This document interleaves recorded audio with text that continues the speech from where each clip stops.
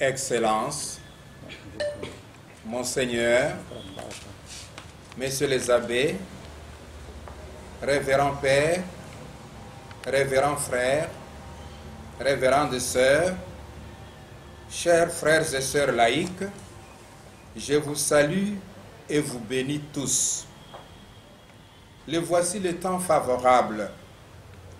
Le voici maintenant le jour du salut. 2 Corinthiens 6, 2. Un sauveur nous est né, un fils nous est donné, et le pouvoir reposera sur son épaule. On l'appellera Conseiller merveilleux, Dieu fort, Père éternel, Prince de la paix. Isaïe 9, 5. Le jour tant attendu est arrivé. Nous célébrons la nativité de notre Seigneur Jésus. Dieu s'est fait homme pour habiter parmi nous et nous montrer le chemin du salut. Quand un enfant vient à naître dans une famille, c'est la joie non seulement pour les membres de cette famille, mais dans tous les villages. Noël est une fête de joie. Il est avant tout une fête religieuse qui se célèbre avec joie dans la grande famille des baptisés. En ce temps de Noël qui commence aujourd'hui, faisons de nos églises, chapelles et oratoires des lieux de célébration de la joie véritable qui nous vient de Dieu. Que la célébration de la nativité de l'Emmanuel apporte la joie dans vos cœurs, dans vos familles, dans vos communautés. Une joie qui perdure. Durant ce temps de Noël, je souhaite que vous deveniez des porteurs, mieux des semeurs de la joie et des réconforts dans votre milieu de vie, particulièrement à l'endroit de ceux qui vivent dans l'anxiété, l'incertitude, l'inquiétude, la détresse. Je souhaite que vous deveniez des missionnaires de la joie de l'Évangile. Celui qui est né s'appelle Prince de la paix. Cette paix dont nous avons tous besoin, dans les cœurs, dans nos familles, dans notre province, dans notre pays. Cette paix est un don de Dieu en son Fils, qui s'est fait l'un de nous et qui nous invite à devenir artisans de la paix. Que Noël vous apporte la paix dans vos cœurs, une paix durable. À la suite du Prince de la paix, je vous invite à prier pour la restauration de la paix dans notre pays, la République démocratique du Congo. Que cessent les tueries, les massacres, les déplacements des populations, les crises humanitaires, que les gouvernants privilégient les voies de résolution pacifique et diplomatique des conflits. Le Fils de Dieu, dont nous célébrons la nativité pour sauver l'humanité, est proclamé conseiller merveilleux. Les conseillers orientent et guident vers la bonne direction dans l'accomplissement de ce qui est bien, beau, agréable, juste, droit, ce qui est noble.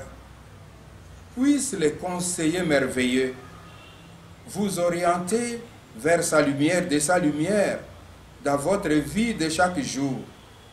Qu'en son exemple, vous soyez pour les autres de vrais éclaireurs de conscience, de bons conseillers. Bien chers frères et sœurs, fidèles chrétiens, en cette période de la Nativité, seront célébrées d'une part l'ouverture solennelle du jubilé de l'année du Seigneur 2025, le 29 décembre prochain, dans les églises particulières du monde entier. Et d'autre part, la journée mondiale de prière pour la paix, le 1er janvier 2025.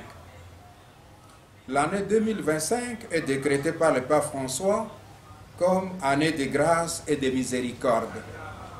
En effet, c'est tous les 25 ans qu'intervient ordinairement dans l'Église la célébration des jubilés.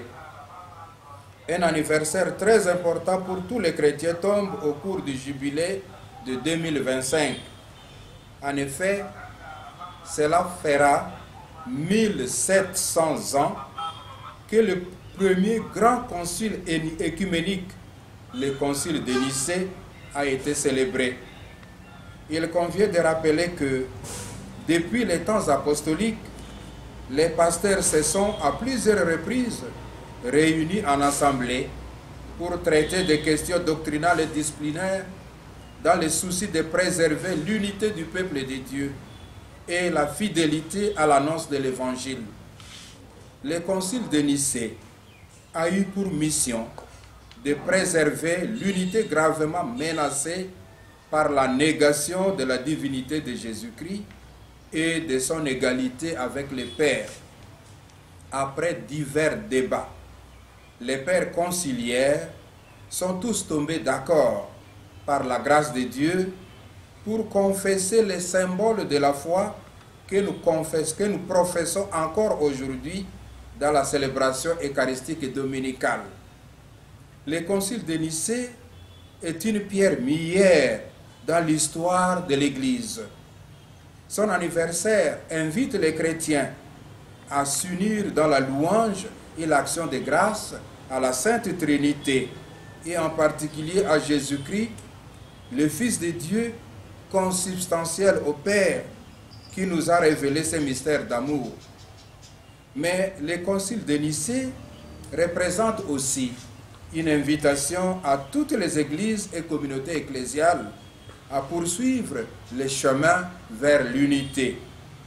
L'unité visible pour répondre pleinement à la prière de Jésus, je cite, « Que tous soient un, comme toi, Père, tu es en moi, et moi en toi.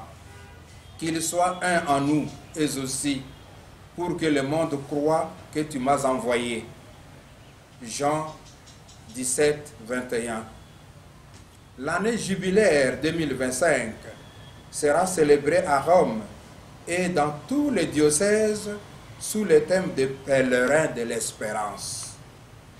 Durant cette année sainte, les fidèles chrétiens sont invités à faire le pèlerinage à Rome ou dans leurs diocèses respectifs, conformément au programme élaboré par le dicastère pour l'évangélisation et dont l'adaptation est autorisée dans les diocèses.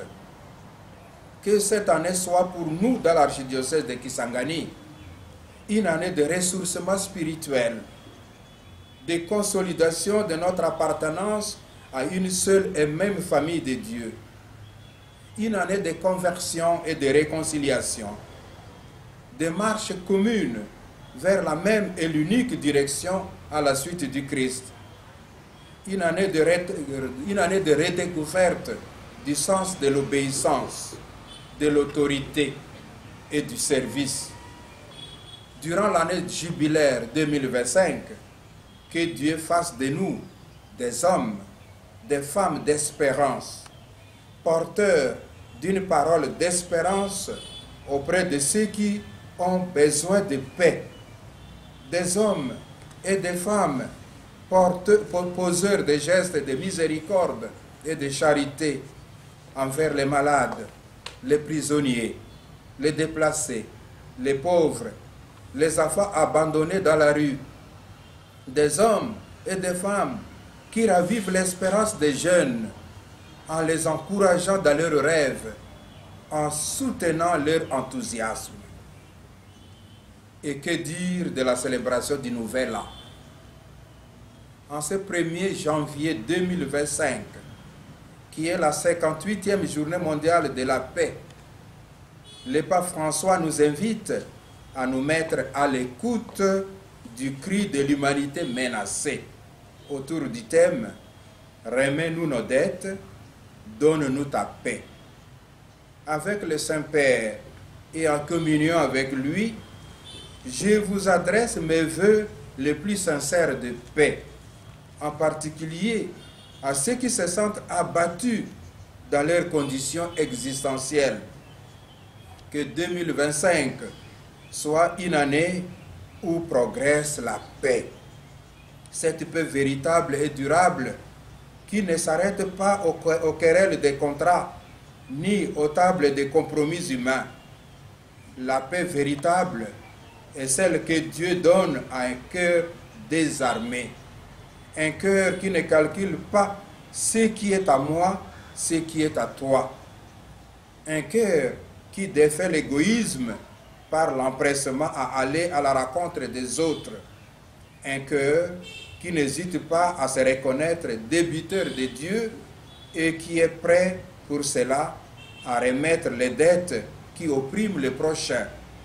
Un cœur qui surmonte le découragement face à l'avenir par l'espérance que chacun est une richesse pour le monde. Enfin, chers fidèles chrétiens, mes vœux de santé spirituelle, morale et physique à vous tous. Mes vœux de réussite dans vos projets humanisants. En vous accordant ma bénédiction, je réitère mes vœux de joyeux Noël et de Sainte Année jubilaire 2025. Je vous remercie.